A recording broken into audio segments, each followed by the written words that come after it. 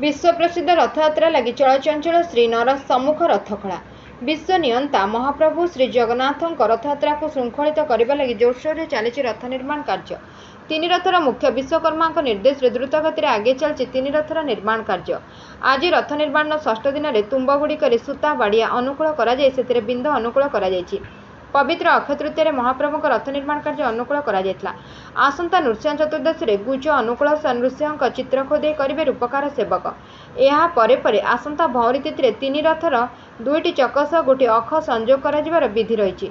एथिलागि तीन रथर 42 चक आवश्यक थिबा बेले वर्तमान 42 टी तुम्ब कटा जाई एथिरे सूता बाड़िया सह बिंद अनुकूल करिसेंति मुख्य विश्वकर्मा सेवक। तेबे विश्व प्रसिद्ध रथयात्रा आउ किछि दिन बाकी थिबा बेले द्रुत गति आगे चलछि तीन रथ निर्माण कार्य।